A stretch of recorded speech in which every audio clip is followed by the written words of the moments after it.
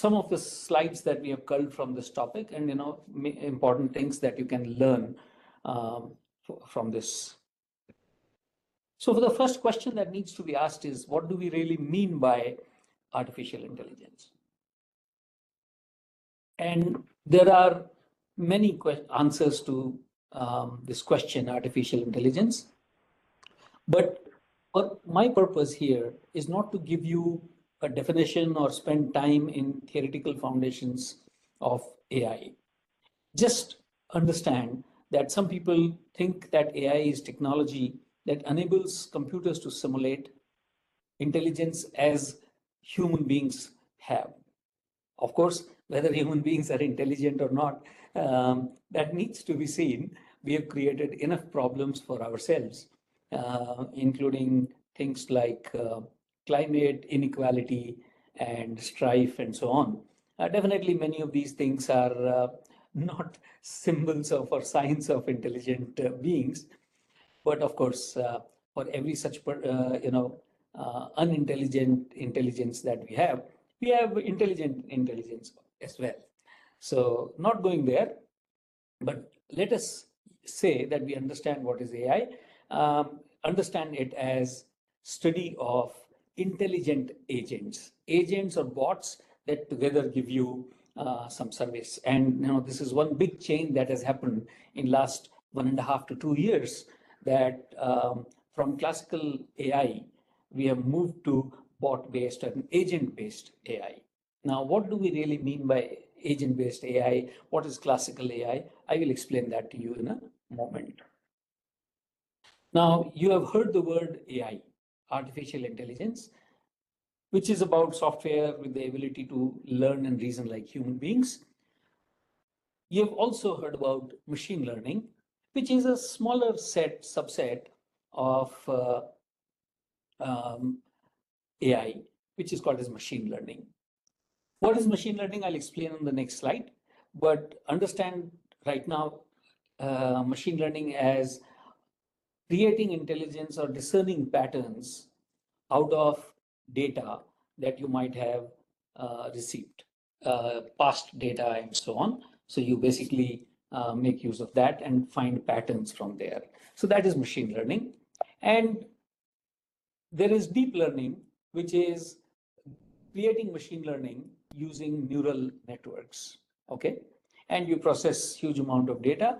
This is a subset of machine learning. Then there is generative AI, which is typically makes use of neural networks, but it is a very specific subset of deep learning where you generate content, right? The content could be text, content could be images, music, and so on. That is generative AI. And interestingly, with the release of ChatGPT 3.5, suddenly AI became very popular and everybody started talking about AI. Now, ChatGPT is a specific example of generative AI, which is called as large language model, where you understand text, you are able to generate text. They are trained on large amount of text and hence large language model. That's a subset. So I hope you understand the whole hierarchy of AI to LLMs. Of course, data science involves a subset of all of these things. So we are not really going to get into that. Now, what is machine learning? Machine learning is finding patterns in the past data and applying it to predict data, predict results in future. Here is an example. Let's say X is your input and Y is output. So if X is 1, I get an output Y is 1. This I know already. For 2, output is 4, and for 5, output is 25. The question is, what will be the output for 8? And so you think and you come up with certain patterns, and the answer that you come up with is 64. So you have found some patterns, you apply them. Now, these patterns, the relationship between input and output, here's another example. X and Y, same input and output. Who can answer this very quickly? So input is 12, output is 3, input is 24, output is 6. Input is 36 and output is 9. And by this time, I see a pattern. 12 divided by 4 gives you 3. 36 divided by 4 gives you 9. And 52 divided by 4 gives you 7. And 81 divided by 4 gives you 9. Something wrong here, right? So the pattern that was applicable for the first 3, suddenly I find it is not applicable to 4th and 5th and so on. So naturally, there is a different pattern here. Now the question is, what is the pattern? If I had more time, I would be happily giving you an opportunity to answer this question, but I will try to answer it here right now. If you look at it, one of the patterns that I can clearly see is that the output is sum of the digits of input. So 1 plus 2 gives you 3, 3 plus 6 gives you 9, 8 plus 1 gives you 9, and that is why in the last column, 1 plus 8 should give you 9. That's one way. Other pattern I can see is that the output is 369796, which means the next output could potentially be 3. Now that pattern also applies, and that is the problem with machine learning. Not problem, but that's a characteristic, that there could be multiple relations that could be satisfying a given set of input output. And so you have to find one which provides you with the best results. And here we get the most important lesson of machine learning. You should have sufficient data, diverse data. The more data you have and the diverse data you have, it makes for better experience, better predictions. So this is the most important lesson of machine learning. Have data which is diverse, coming from diverse sources, and have sufficient amount of data, and you are likely to get a good model. Okay. Now this, when you try to do all this, this is classical AI or machine learning. So let's take a quick look at history of AI, where focus is on generative AI. So the term AI was created in 1940 something. There was and in 1956 there was first AI conference, artificial intelligence. People wanted to create artificial brains, and that was basically the beginning of whole thing. Now, from point of view of generative AI, neural networks are very important, and in that concept of backpropagation came, and it was 61 and 86. In 1986, neural networks became very, very popular. I remember I was doing my bachelor's those days, later half of 80s, and a lot of people were doing research on neural networks. At that point of time, it appeared that AI is going to be very popular, but then somehow things stopped. After that, 2010 onwards, because of big data, cloud, cheap GPUs, and so on, machine learning became popular. This is the type of AI that is happening today. And in 2017, transformer models were introduced, which paved the way for today's LLMs, for example. 2020, GPT-3 was released, but it didn't make a lot of ripples. 22 is when GPT 3.5 was released, and then ChatGPT 4 was released. Now these were huge milestones, and they transformed the whole landscape. Today, when we talk of AI, most people immediately think of LLMs. And there are a huge number of LLMs that have been launched, like Mistral, Llama, Stable Diffusion. You have Claude, you have Gemini, etc., etc. And of course, GPT from OpenAI. So the question is, what is LLM? LLM, as the name says, large language model, is trained on huge amount of training data, billions and billions of records, documents, and so on, and it learns from there the probabilistic nature, or basically statistical nature, of distribution of data. So large language models then basically begin to understand, if this is my current word, what is the probability of next word being something else, and so on. So all of this results in creation of a large language model, and then basically to interact with the model, you have user prompts, and then based on that, the model starts to give you output. Now, LLMs Earlier, sentiment analysis would typically be done using classical NLP algorithms and so on. But today, all of these things can be done in a much better way by LLMs, whether it is text generation or translation, or things like question answer and chat and so on. So LLMs have become hugely, hugely popular. And here is a list of some of the popular LLMs, but the names keep changing, so there is no point talking about these more. Now, the question here is, I am not interested in LLMs in terms of what they are, how they are trained and so on. I'm just interested I'm a tester, I'm interested in knowing how I can use these LLMs and generative AI for my own benefit. How can I make my testing faster, more efficient, more effective? So let us take a look at it. In fact, we have used LLMs in a lot of different use cases, and we continue to use them. And there are a lot of benefits that LLMs provide. There are limitations also. So if you don't understand limitations and you think LLMs will replace testers today, you are probably wrong. If you think that LLM's output can be consumed as is and it would be better than most testers, again, you might be wrong. They are right now assistants which can help you do a job faster or better, but they cannot definitely replace. What happens in future? We'll talk about that a little later. So you can use LLMs and specific LLM-based tools for test case generation, test data generation, or code generation. You can use it for framework migration, basically migrating scripts from one language to another. LLMs are very good at it. You can use them for defect management, understanding defects, and so on. And they help you, one, increase your speed of doing work. They reduce your effort, resulting in faster cycles and resulting in, I would say that, 30 to 40% reduction in the effort. So those are some of the benefits of using LLMs for testing. However, there are some challenges that you have to be aware of. One is security and privacy concern.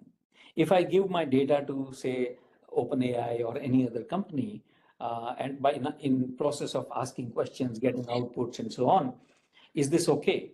Well, actually, there are certain things that you have to know, that if you share confidential data with LLMs, it is possible, if you don't have the right agreement with them and so on, that this data that you have given to LLMs will be used in future in training of LLMs. So your confidential data can actually become public property, and people could potentially extract that information also. So and then LLMs can actually be hacked in some ways, sometimes easily, and every day you get some hack or other where people are able to get data out of LLMs, etc. So you have to be very careful about it. The quality of output produced by LLMs also varies, changes, and so on, based on the kind of prompt that you have provided, etc. So you have to be careful about it. An important thing that you should keep in mind is that AI and machine learning in specific has a non-deterministic behavior. What does that really mean? Deterministic behavior means you repeat the same sequence of steps in the same environment with same data and you get the same result. But with AI, that may not happen because it is a probabilistic thing. And depending on the randomness, which is the part of LLM, or any AI, you may not get a deterministic behavior. Every time you run the same set of steps and with same data, and you might be getting a different output. So non-deterministic and probabilistic behavior results in certain challenges and issues. Okay. Also, honestly speaking, we don't really understand how LLMs really work. So we have very bad understanding of the internals of LLMs. So interesting prompts, for example, you are able to jailbreak LLMs, you are able to extract information, you are able to circumvent the limitations that the creators of LLMs put and so on.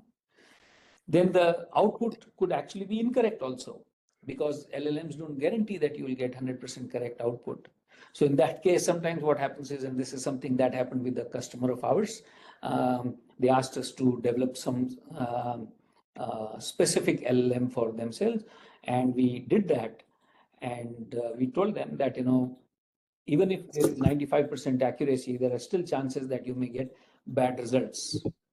And if it takes them 5 minutes to produce the output, sometimes they have to spend 25 minutes to verify that the output is indeed correct. While it might still be saving them time, but this could be challenging. And one of the biggest challenge with Gen AI is hallucination. Hallucination means, facts are generated which are not facts. These are fiction. So you ask the LLM to produce something or generative AI to produce something. Now you have to understand that this is a probabilistic statistical thing. And because it is probabilistic and statistical, it gives you some answer. And many times, this answer may not be correct. For example, I asked it to give me books on Agile, and it gave me a number of books on Agile. And I found, an author that I know, Lisa Crispin. She's a friend, and it showed me her books, and then it showed me some books that I had not heard about. I thought she has written those books, and I searched. I couldn't find those anywhere. I was about to write to her that, can you tell me if you have already written this book or is this under publication? But I decided to do more search, and I figured out finally that this is fictitious data. So this is an hallucination. Can be caused because of a number of reasons. This is the very nature of generative AI also. Okay. And it could also be because of training data issues, that training data is not accurate and so on.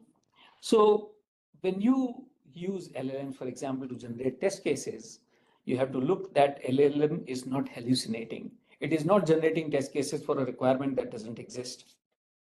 It could also have inconsistencies across test cases and so on. So you have to be very careful. Another problem that we have seen often when we generate test cases, let's say using boundary value analysis or equivalence partitioning or anything, either it gives very, I would say, shallow test cases, or if we ask it to give detailed, deeper test cases, then it gives test cases which are not accurate and so on. So there are a lot of different challenges that exist, especially because of hallucination. Another big problem is bias. Now, bias is something that exists in AI for simple reasons that our data is biased. The data on which we train is biased. Let's say I have a bias related to race or skin color because I grew up in an environment where this bias was the norm. Only when I grew up and started thinking and I got exposed to potential biases, I realized that, my biases are really biases. My thinking is biased. And it took a lot of effort to come out of it. Now, if the same data is used to train the LLMs, the LLM would also be biased. Now, an example of non-gender, non-race kind of bias would be bias related to choice of browsers or operating systems. Because LLM was trained on something, it doesn't know which operating system is used most, or if it knows, then probably it knows incorrectly and so on. So there could be bias because of that. There could be unfairness based on age, race, gender, ethnicity, and so on. Now those are things that are not really good. I will give you an example. I don't feel happy saying this, but some potential customer of ours got in touch with us, and they said that we need a good AI trainer. So we sent them some profile. They didn't write it back to us on email, but they just called us and said, no, we don't want somebody from India. We want somebody with a different skin color. So you understand what I'm talking about. This is the kind of bias that exists in the real world. And if the same bias translates to AI, then it is very dangerous because you don't question typically AI and biases. So please all understand, if you start using LLMs and generative AI, then there would be biases. You have to actively look out for those biases. We've already discussed issues related to data privacy and intellectual property. Intellectual property, I'll briefly touch upon. So when content is generated using a publicly hosted generative AI or LLM like ChatGPT, and it generates the content for you for free. Who owns this content? Even if you pay for it, who owns this content? So are, the agreements that you had with that company, does it very clearly specify? Because in many cases we have seen in the past that these giants of social media and so on, they actually, if you read their agreements, in some of these agreements, they say that whatever you post on our site becomes our property. So these are challenges, especially when you're working for enterprises where intellectual property is very important. Having said all that, now let us take a look at, I want to use generative AI and specifically LLMs, but generally speaking, any kind of generative AI. The way I interact with it is prompts. So I need to create prompts. And a prompt basically tells the generative AI as to what is required to be done. So prompting is an art because people have found some very interesting things related to prompts. For example, you gave a prompt to GenAI and it produced an output. And you said, take a deep breath. And then you pasted the same question again. And this time the output generated by the AI was different and much better. Now you can ask a question, if LLM, you are asking it to take a deep breath, what does it really mean? LLM doesn't breathe. But somehow there's an association of taking a deep breath with, solving a problem in detail, thinking about it and so on. And so LLM produces an output which is much better. So what are these kind of idioms that exist which will help LLM to do a better job? So typically when you create a prompt, and this is something that, almost everyone says, and I'm going to point to a contrary research after I am done with this. So typically when you generate a prompt, you want to tell the LLM how should it behave. So persona is important. Persona is basically the sort of background of the person or the process which the LLM is to imitate. For example, do it as a novice user. So the answer should come from somebody as if the person is new to it. Here, for example, we are giving a prompt to LLM and it is saying, you are a seasoned investment analyst with a knack for predicting market trends. So this persona helps LLM understand that how deep it has to go, what kind of output it has to produce and so on. So persona is one part. There are 6 parts to a prompt. Second part is about task. Write the task very crisply, clearly. There should be no confusion with respect to what task you want the LLM to do. You don't have to receive the task with please and so on, right? Not really required. So here's an example of the task. Craft a detailed investment report. So you're telling that you want an investment report, but you want it detailed. What do you want in the investment report? Outlines of reasons for selecting a specific tech stock. So you've given the task clearly to the LLM.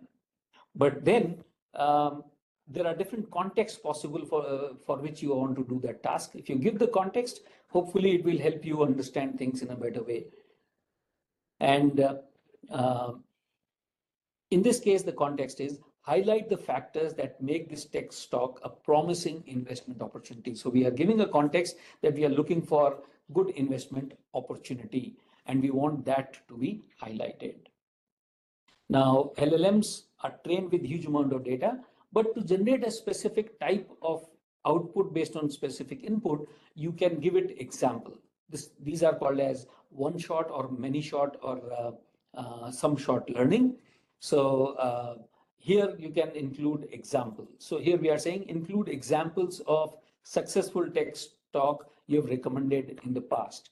And you can actually give an example also of the entire thing, which was generated either by a human being or by the LLM and so on. So this is an exemplar, what examples you want really. Then we are talking about the format. So these were the instructions with respect to the kind of output to be generated. Now we talk about the format and tone of the output. Structure the report with these sections: introduction, company overview, financial analysis, market trends. So we are telling this is the kind of output that I'm interested in. And then you can also talk about tone, that the language of the output should be such that it sounds professional, confident, etc., etc. Now, after all of this, you can actually give an example also, where the example of the output produced by the report, and say produce a report like this and so on, and LLM can do that for you. So I hope that part is clear. Now, the thing is, before we go to the next one, zero shot, one shot, and so on, we need to also understand, are there any patterns in the prompt that we are doing? So most people actually, what they do is that they talk to the LLM as a normal question answer session kind of a thing. So that is a conversational pattern of interacting with LLMs. Or they want the LLM to do specific thing or ask them some question which needs to be answered. So do this, for example, is an example of command.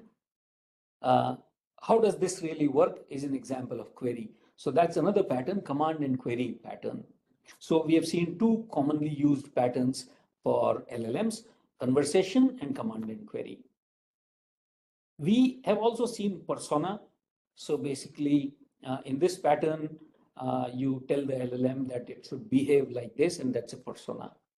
Then there is something called as shotgun learning, where you say, give examples.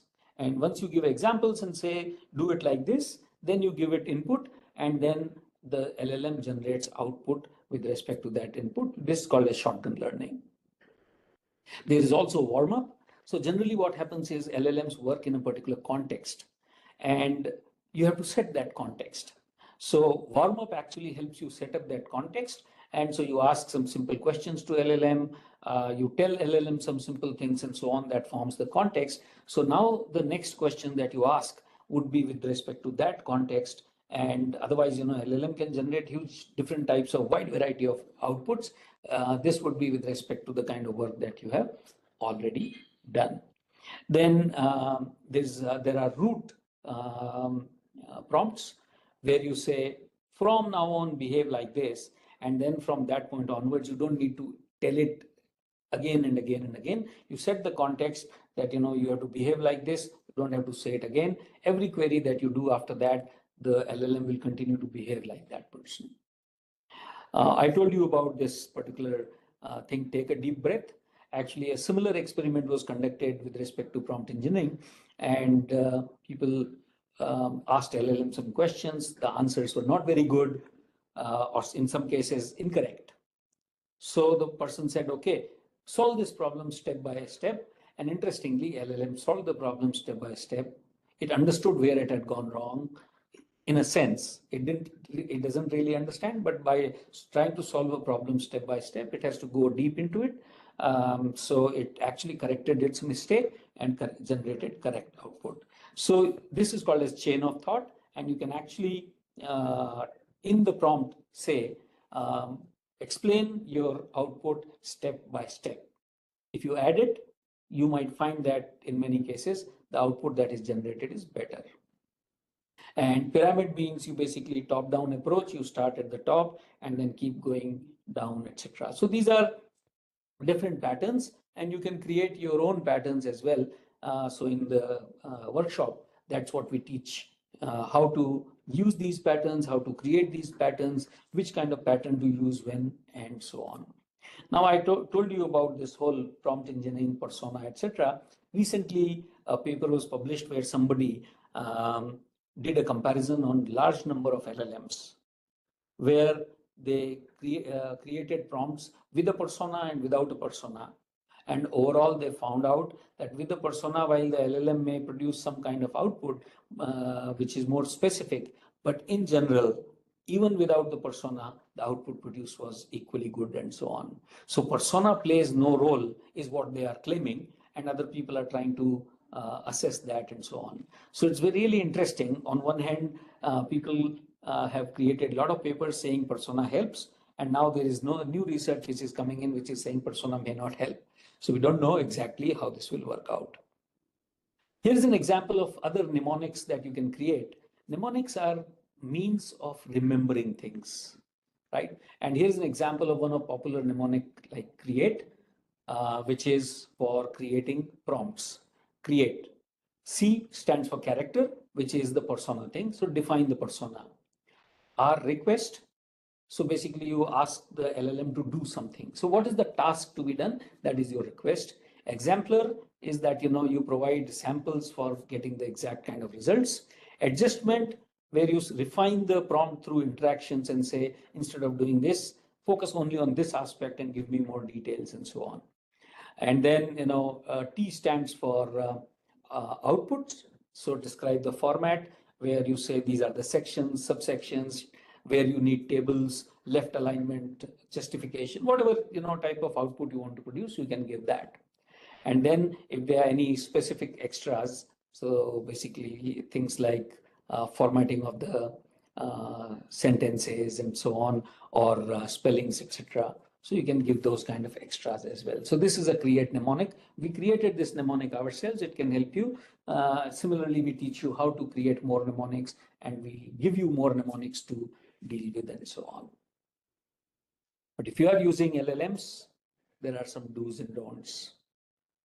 Always provide the context to basically limit the set with which LLM is working. Otherwise, LLMs have been trained on terabytes of data, and it can pull stuff from anywhere, and that may not even be accurate. So always provide context. Second thing is keep your prompts concise and simple. The more concise and to the point you keep them, the better would be the output. If you give complicated, incomplete prompts, then output would not be good. Apply correct prompt engineering technique for the given task. And so, some of those patterns that we talked about, you need to look at that. Actually, the way LLMs work is that, there's a tokenization process. You give the input, and 4 characters, 5 characters, or the word, depending on, how you are going to use, they are distributed into tokens. And there's a limit to the number of tokens that can be passed. So what happens is that as you keep working, this size of tokens and the context keeps increasing and keeps increasing.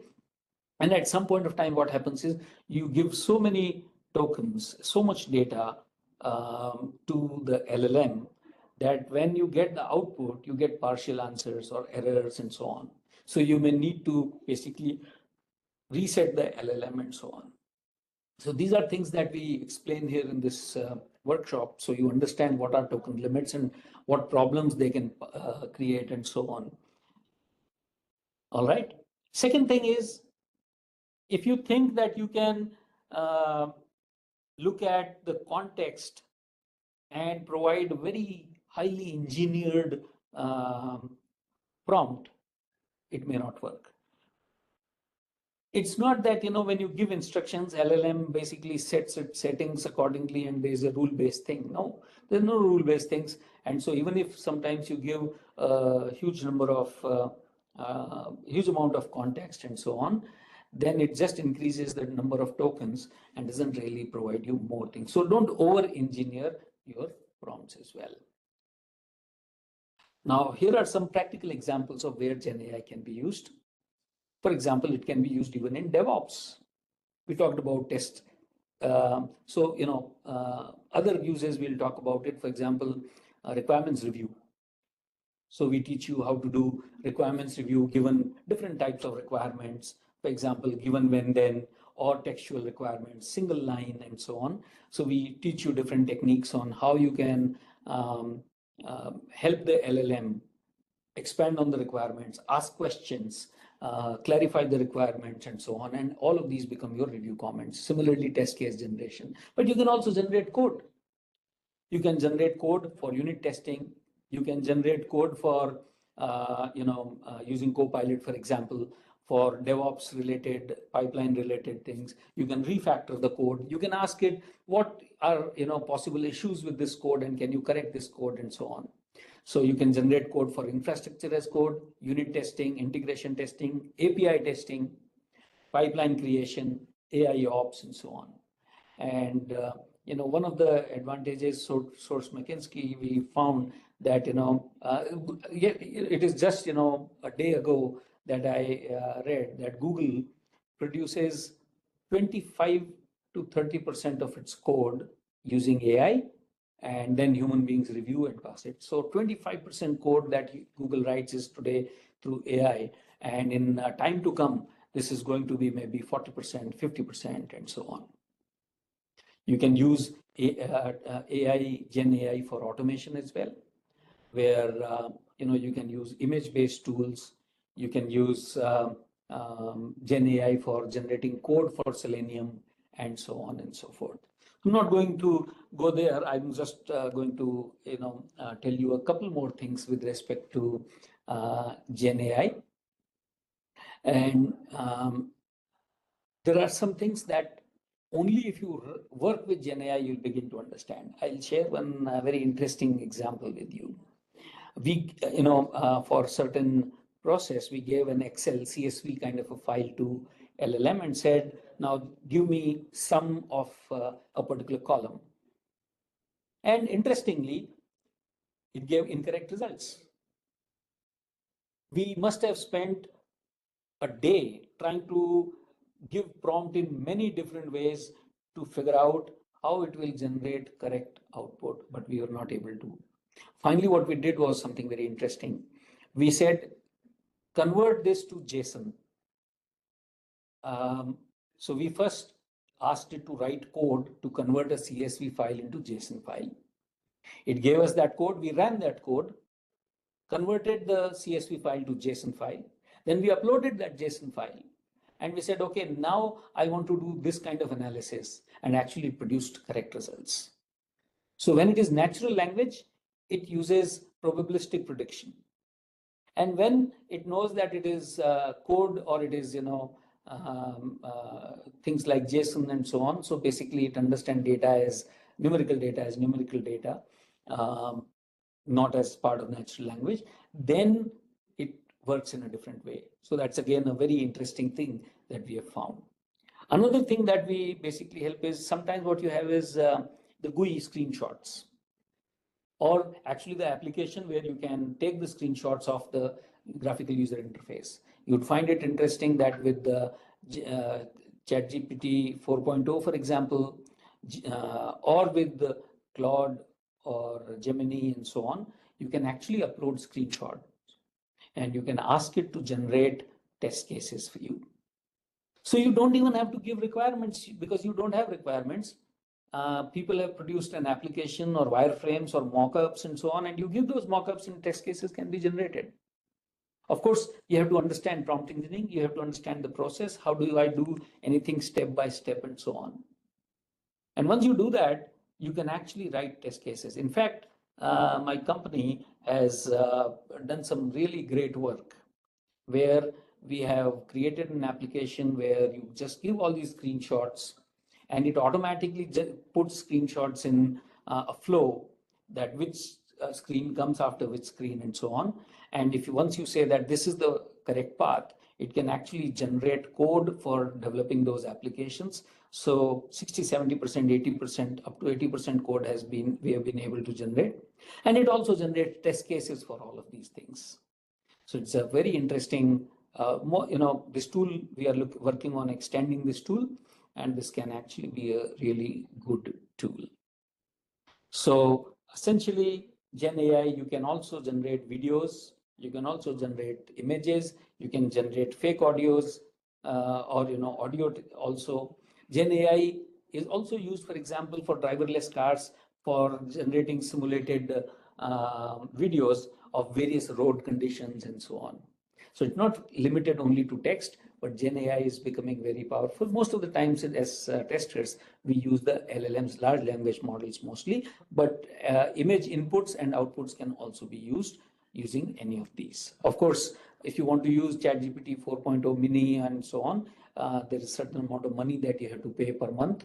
The free version doesn't really allow you to use images, etc. But some of those are Anthropics and Google, etc. They allow you to do that as well for free. So you can do experiments. But please understand, if you do these experiments, if your organization has passed on instructions that client confidential data cannot be passed on, or company confidential data cannot be given to these LLMs or generative AI, then don't do that, please. This can become catastrophic. It can have huge impact on the company. Competition can actually steal the data can become public. It may have a personal impact on your life as well, and so on. So be very clear before you use these tools and what you are allowed to post on those, what you are allowed to use and not use, and so on. With that, I end today's Gen AI session and then open to questions.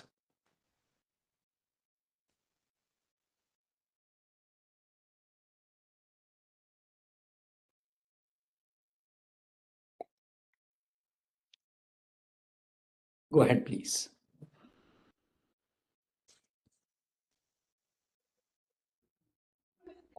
You can put questions in the chat as well.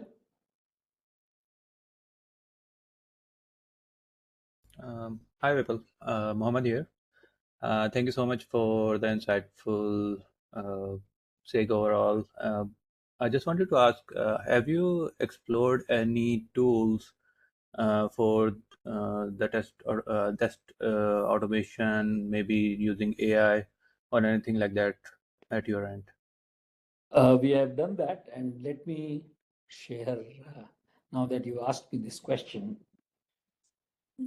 So let me quickly show you some of these tools like ApplyTools, where ApplyTools works on top of Android. You include a library, and then what it does is for every screen it takes screenshots, sends it to its own website, and then when you do the next run, that is marked as baseline. And then when you do the next run, it does take another screenshot and does a comparison. And whatever differences it finds, it highlights you, and then you can say, okay, this difference is actually okay, and this difference is a problem. So then you can log bugs for those, and it updates its baseline. Similarly, there's a tool called Mabel, there's a tool from Sea Lights, and so on. So there are a lot of interesting such tools that exist. I won't say that I have a preferred tool choice, but today, if you ask whether it is Sauce Labs or even Selenium, for example, you can use. There are one or two companies like Imagium, which provides you free AI on top of Selenium, and there are one or two more companies I'm forgetting. But in open source, not much exists. But closed source, almost every tool today employs AI in some way or other. Each tool employs it in a different way. I hope that answers your question. Yeah. Thank you so much for answering. Pleasure. Yes, Savais. Thank you so much giving the chance. First of all, it was quite informative session, and I have two questions. First of all, I hope we will have this video. I mean the recording, because this meeting was in the working hours, so I was quite busy in many other things as well. But it would be great if you can share the recording as well. This is number one. Sure. Second thing. I have actually almost 16 years experience in quality. I have gone through many challenges since the AI came. I did not see that it's giving some sort of significant benefit in the life of QAs, not only for manual, but also for automation. People are still struggling when it comes to the automation. Oh my God, there's a lot of coding required. When it's come to manual, too much it's like a donkey work. You have to write the test cases, you have to write the bug report, you have to. So, what do you think? How it is evolved so far? I mean, maybe you got my question. Still, I mean, we are struggling for this thing. How we can achieve this thing? So one thing is that, actually LLMs have great power. The problem is we don't know how to harness that power. That's one. Second thing is we have unrealistic expectations of LLM. I'm sorry, we have unrealistic expectations from LLMs. Meaning we expect LLMs to be able to do everything for us. Now that is not really going to happen. So not going to happen in near future. In far future or medium term, this will definitely happen. So what is happening here is that if you use right kind of prompts and you basically put LLM in a questioning mode as a buddy, you can reduce easily 30 to 40% of your effort of test design, for example. Similarly, for coding, it is, you cannot generate everything, but if you, if you have good enough handle on code, you understand it well, and if things go wrong, you can debug it quickly, then you would find that 30-40% of the code, or maybe even up to 60% of your code for your scripts can be generated easily. And within next 2 years, you would find that you give it, you basically give, you'll find tools, you give access to these tools to your application GUI, for example, from the client side, and they would be able to generate code. If you give them samples, they would be able to generate code. But this is going to take at least 2 years. So if you're good at code, you can still reduce your effort by 20-30% potentially. Mind you, this is the beginning. As time goes by, if the governments don't put any checks on how much AI can be used and so on, then chances are that in next 5 years, you would be able to generate 70-80% of the code. You'd be able to do 70-80% of the testing work also, which means huge problem for developers, testers, because now you have productivity. Now you have these tools that can do a lot of work, grunt work, and which means the total number of requirement for testers might actually go down. So you have to be very careful about these things. If Google says that they are able to generate 25% of the code today, in 5 years, this 25 would probably become 60-70%. I hope that answers your question, Avais. Yeah, definitely. One more thing. You were saying that you guys are working on one of the tool which is going to create the test cases when you provide some sort of screenshot, some images. ChatGPT can do that for you. Okay.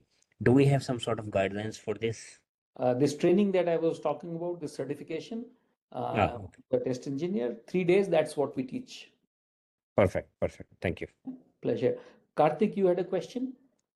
And then I will come to the chat questions. Yeah, hi Vipul. Firstly, thanks for the wonderful session. And I just wanted to know about this training course and the certification. Sure, I believe Fazil would get in touch with you with respect to the certification, when it is done and so on, right?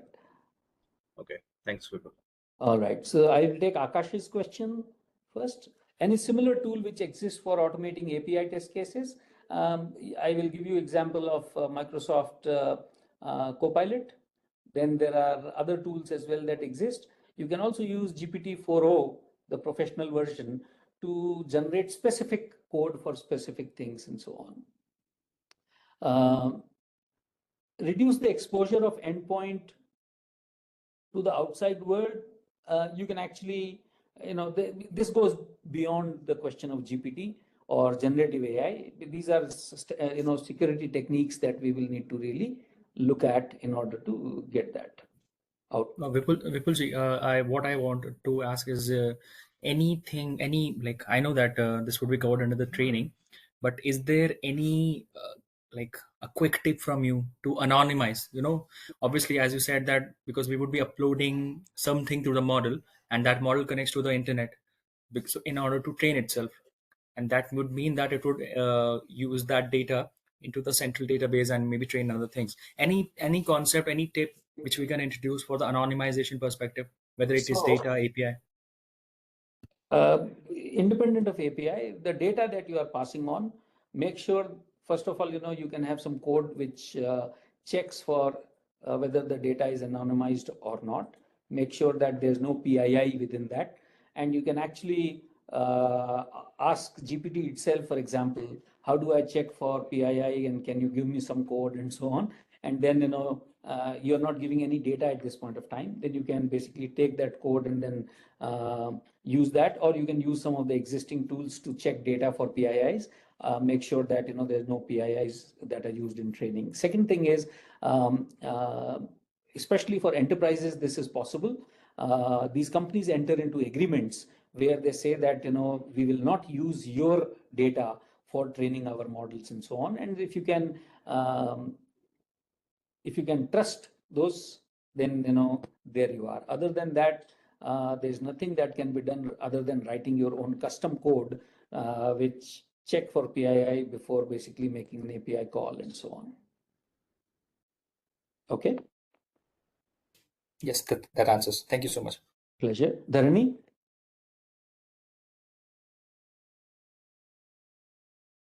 Dharani, how do I speak your name? Dharani K. Yegodi. You have a question? Your hand is raised. That's why I'm asking. Can't hear you. All right. Any other question that you might have? Yeah, go ahead, Dharani. Can hear you. Yes. Yes. I'm working on one of the use case in my organization where we have LLM model, like we consume the OpenAI, and on top of it we build one LLM model internally, and we integrate that model with the Jira basically to generate manual test scripts and automated test scripts like Cucumber, BDD, or whatever. Okay. Basically, here my question is, what are the security concern? What are the security checkpoints that need to be considered forming this LLM model testing, basically? So one thing is that when you use OpenAI or Anthropic or Google's model, doesn't matter. All that data is going to them. Before you sign up, you say, I accept this license agreement. Please go through the license agreement and check whether they are saying that we will use your data and we can use your data to train our model or not. That is first thing. Second thing is, if you are doing some particular customer's work, ask them very clearly whether you can use GPTs, etc. And what information. Some of our customers, for example, they have done a security classification of various things, A, B, C, D, class A, B, C, D, E, etc. For example, class A says that you can use it very easily, no problems. Class B means use only this particular instance and nothing else. Class C means don't use at all, and so on. So these are important things that you should keep in mind. Second way to deal with these things is use some open source LLMs, and these are actually pretty popular and good as well. For example, Llama 3. So you can deploy Llama 3, for example, within your company premises. And what you said that you have done some further training and LLM, actually that's called as RAG, retrieval augmented generation, or also known as SLMs, small language models. So you basically do some fine tuning on top of that LLM. So the local information, local database basically then provides you more relevant contextual answers. And when you do that, this data is not going outside. This data is not going at all from outside of your network. So, there is confidentiality that is maintained. So that's an important aspect that you can look into. Okay. All right. Okay. Thanks, Vipul. Thanks. Pleasure. Anyone else? We have 2 more minutes. Hi Vipulji. I have a question. Is there any other SQL automation tool or queries automation tool where we can give our requirement and where we can give also our query that developer has developed to test whether this query, a large stored procedure, not a like minimum like a 2 or 3 line query, like 500, 600 line SP, and whether we can check whether this SP is according to those requirements or not. Other than ChatGPT, can we get any other options? Actually, it's an interesting thing because I've never come across that kind of a use case that I personally had to do. So offhand, it would be very difficult to give an answer which is coming from my own experience. However, I can try to answer it theoretically. Okay. And the theoretical answer would be that I use, instead of ChatGPT, for example, I can use regex, regular expressions, and I can divide that query into various tokens. And I can basically have some logic created, which, and in fact, I can have classical NLP looking at the query from a natural language perspective, tokenizing it. So that's the requirement, and this is the query. Query is broken through regular expression, and the requirement is broken through NLP. And then you basically try to match that for this particular portion, is there something or not? And unfortunately, you will not be able to get whether the regex is correct or not, and so on. For that, you will have to actually go to GPTs to see whether your regular expressions are correct or not. So, but if you are allowed to use both things, in fact, GPT can help you give the regular expression. GPT can help give you code for doing that NLP thing on that, so you can do it offline. And then the output can be fed to GPT to say whether it matches or not, and so on. So, this is theoretical answer. Somebody will have to experiment and see whether this will work or not. Okay. Thank you. All right. Any other question that you might have? It has been great interacting with you all, and I hope to see you guys again somewhere. You can find me on internet. You can also ask Fazil. His email ID is in the chat. You can connect with me if you have any questions, queries in future as well. I'd be happy to answer them. If you search for me on internet, on LinkedIn, this is my user ID there. So on the chat, I have provided the URL. URL is not yet there. Just give me a second. This is my LinkedIn profile. Feel free to connect with me. I'd be happy to answer your questions. And thank you, Fazil, for giving me this opportunity to interact with such lovely people. Sure. Thank you so much, sir. Thank you so much for the wonderful session. It was very interactive. Thank you. Thanks a lot, sir. Pleasure, and good luck to all of you. Thank you so much. Thank you. Pleasure. And I will stop this webinar now, or okay. Bye then, and good luck.